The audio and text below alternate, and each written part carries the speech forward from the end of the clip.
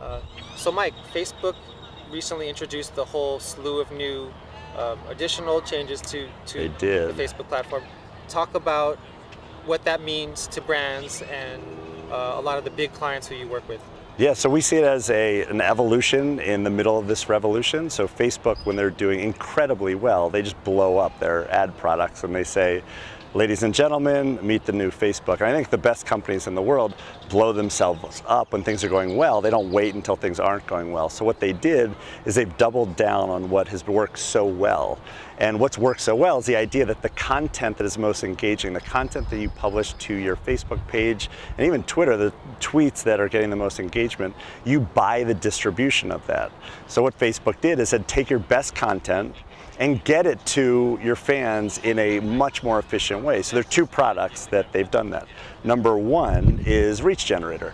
So with Reach Generator, they've said instead of 16% of your connections seeing the content, 75% of the people will see it. Okay, it's like taking your email open list from 11%, which is average, to 75%. Crazy. And the other one is the idea that there is no ad unit that doesn't start with a post to your Facebook page. That content is the ad unit.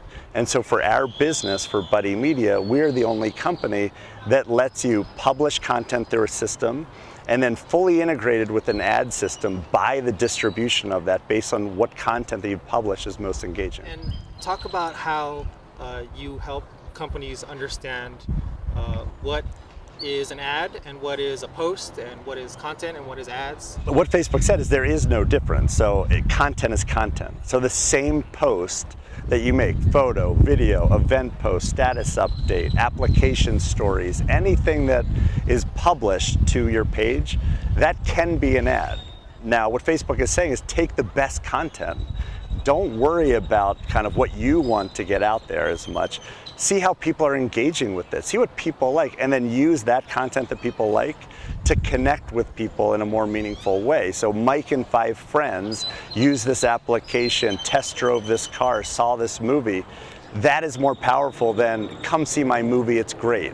Or you have to test drive my car because it is faster than the other cars.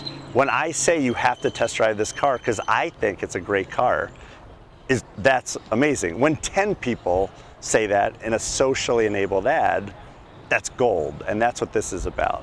What makes that content engaging? What makes it have 1,000 likes instead of 10? There is an art to how you publish, okay? So Forbes, there's an art to how you create content. That's what you've done for a long, long time. There's also a science behind it, and the more the content has gone digital, the more of a science it became, and social makes us use math even more.